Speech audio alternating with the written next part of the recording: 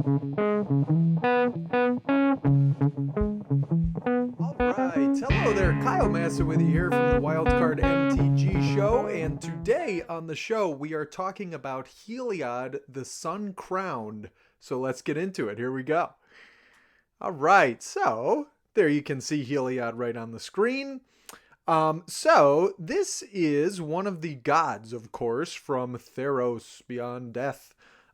He is 2 and a white for legendary enchantment creature god, 5/5, indestructible. As long as your devotion to white is less than 5, Heliod isn't a creature. When you gain life, put a +1/+1 counter on target creature or enchantment you control. And then for 1 and a white, another target creature gains lifelink until end of turn.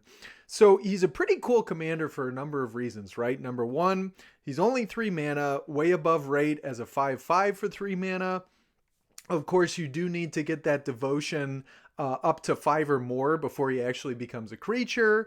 But he does count himself, so you really only need 4 more after that. And also, the life gain trigger is, of course, really nice. And it's pretty cool that it specifies that you can put the counters on enchantments, which means that even before he's like fully devoted, you can put the counters on Heliod. So you might know me from EDH Rec. I write articles there. So I checked EDH Rec this morning. That is July 16th, 2026, as I'm recording this video. And Heliod has, you know, a pretty respectable 5,066 decks on EDH Rec. So I said Heliod, but, you know, I feel like something's wrong with this picture. It doesn't, I don't know if it looks odd to you, but it looks a little weird to me. Okay, that looks better. I'm sorry. I did buy this Dwight Secret Lair, and that's the version that I have. That's the version I use. And yeah, I apologize to anybody who is offended by that, because I know a lot of people are. So moving right along before you turn the video off, we have some life gainers, okay? Those are obviously one of the biggest ways that we're going to take advantage of Dwight here, as he will be known for the rest of the video. So first up, I'm just going to have a few cards from each of these categories to show you. There's a full deck list that's going to be down below in the description that has obviously the full list. So these are just a few, but they kind of give you an idea of what we're looking at, right? So this is a Johnny's Welcome. So it's 1 white for an enchantment. When a creature enters the battlefield under your control, you gain 1 life. Now that might not look very good, and I think sometimes when you think of a life gain deck, you think of something like Alhammarret's Archive, right? Where you're just getting this gigantic surge of life gain. But with Dwight here, we are actually looking more for life gain like this. We're looking for small increments of life gain that just trigger Dwight in order to give us those +1/+1 counters. So speaking of which, we have Pristine Talisman, which is 3 mana artifact, tap to add 1 colorless, and you gain 1 life. So that is the best mana rock in the deck. Obviously, it doesn't produce white mana, but it's really good because you can think of it as, you know, tap, add a mana, gain a life, get a free +1/+1 counter anywhere you want. If you think of it that way, it's a pretty amazing card, and you almost can because Dwight and a lot of the Theros gods like him are very hard to remove. If you've ever played against like Pelucranos, for instance, I had a friend back when I lived in Colorado who played that card, and it's really difficult to remove, and he actually constructed the deck, and most decks are made so that he doesn't become a creature. Because then it makes him even harder to remove. Obviously, we want Dwight as a creature because he's actually a pretty good attacker. But nonetheless, he's pretty difficult to remove. So you can almost, you can almost pencil in that you're going to be getting those free counters. And at 3 mana, even if your opponents do find some way to exile him, the next time you play him, he costs 5. It's really not that bad. And then finally in this category, we've got Patron of the Kitsune, which is 4 double white for a 5/6. When a creature attacks, you may gain 1 life. And he also has Fox Offering, which I don't think there's a single fox in this deck. And it's kind of a weird prototype of Emerge from Eldritch Moon, if you remember that mechanic. So Patron is in the deck because honestly, even if you're not doing the offering thing, 6 mana 5/6 is still on rate, maybe a little below the, Colossal Dreadmaw is probably the standard at this point. So it's a little below rate, but not too bad. And it says whenever a creature attacks, right? So that's your creatures or your opponent's creatures. And it doesn't say when, 1 or more creatures attack. It's a creature. So each time any creature attacks, you are getting the 1 life, which means you're getting counters. So if your opponents attack you with 5 creatures, for instance, you all of a sudden have 5 free counters that can really, kind of mess up that combat for them. So that's pretty cool. Okay, then we've got some, so we've seen the enablers. Here are some more payoffs. Obviously, Dwight is a payoff in and of himself, but we've got some other nice ones too. Aerith Gainsborough is 2 and a white for a 2/2 lifelink human cleric from Final Fantasy. Great set.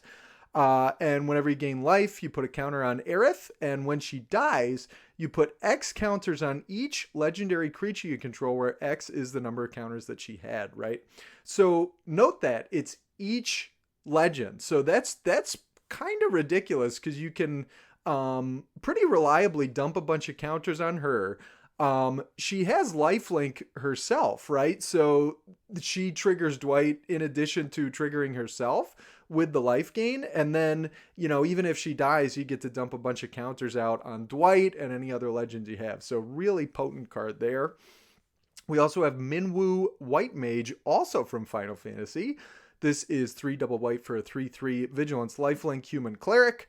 And whenever you gain life, put a +1/+1 counter on each cleric you control. So obviously that includes Minwoo. We just saw Aerith is a cleric too.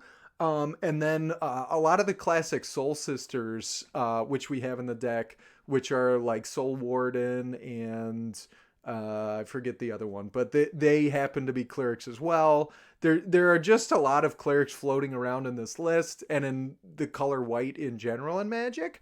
So that ends up working really well. And then finally, we've got Nykthos Paragon, which is 4 double white for a 4/6 enchantment creature human soldier. And whenever you gain life, you may put that many +1/+1 counters on each creature you control. Do it only once each turn. So I said this in a previous video about the Loki God of Mischief. When you see the text do only once each turn, that's kind of a shorthand for this ability is really good. It should kind of tip you off because they usually only put that text out there if it's something that can get like really out of hand if it's triggering multiple times in a turn. And this is definitely one of those types of abilities. Sorry, water break there. Because the counters, even if you're gaining 1 life and putting 1 counter on each of your creatures, that's already really good. If you're getting any more, for instance, maybe you attack with Aerith and she's now got 5 counters and she's got lifelink. So you put like 5 counters on her plus your whole board. Obviously, that's really excellent. So definitely a really nice card there. Then we've got some counter payoffs, right? Because Dwight is just sort of tossing around these free +1/+1 counters. So we want to have some cards here that pay us off for doing that, right?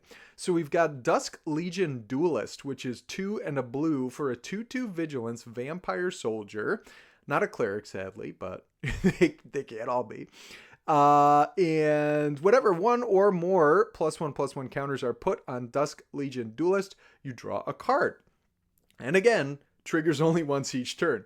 So obviously that's really good card advantage in white. It's basically saying, hey, whenever you gain life, not only do you get a counter, but if you put it on the Duelist, you draw a card. So you definitely should do that. And you want to put a bunch of counters on the Duelist. And don't forget that, you have in a standard game of EDH, you have 3 opponents. So if you're able to gain life on opposing turns, then that can sort of mitigate the downside of the only once each turn limit, right? So that's pretty cool. Then we have Abzan Falconer, which is 2 and a white for a 2/3 with Outlast. It's a human soldier. And Outlast says you pay white, tap it to put a counter on it, do it only as a sorcery, and then that's not that good. The reason we're playing it is the next line of text, which says each creature you control with a +1/+1 counter on it has flying. So this is from a pretty cool cycle that was in original Khans of Tarkir. And it's just a bunch of creatures that pay you off for having counters. The Outlast mechanic was the Abzan mechanic there. And this one, I would definitely recommend holding on to it. It's kind of tempting to play it, maybe on turn 3, turn 4, and start outlasting to get those counters. I would definitely recommend holding it until later in the game when you have a bunch of counters, and ideally you have at least 1 counter on each creature you control. And then when you play it, it's almost, similar to like a Crater Hoof, right? Because you're playing it and all of a sudden your opponents are going to have a really hard time blocking your whole board, and you might just swing and take somebody out of nowhere. And another nice thing about this deck is that since, obviously you are gaining so much life, you can kind of make those all-in attacks with a little less fear of losing on the crackback. Because frequently you're going to have 60, 70 life. So even if you attack with everybody and leave back no blockers, you could take a really big hit back in return and still be okay. So that's something to keep in mind as well. And finally, we have one more cleric. So this is Envoy of the Ancestors. Very similar card to the Falconer. So it's 2 and a white for a 2/3 human cleric. So that goes well with some of the cards we were talking about before. It also has Outlast, but this one slightly different, but it says modified creatures you control have lifelink. So modified means if it's equipped, it has an aura, or most importantly has counters on it. So that's from MH3, and it was kind of a callback to that Khans of Tarkir cycle, but that's just another way to pay you off for the counters, give you more lifelink. And remember, when each of those creatures deals damage, that's a separate instance of life gain, and Dwight's just giving you more counters.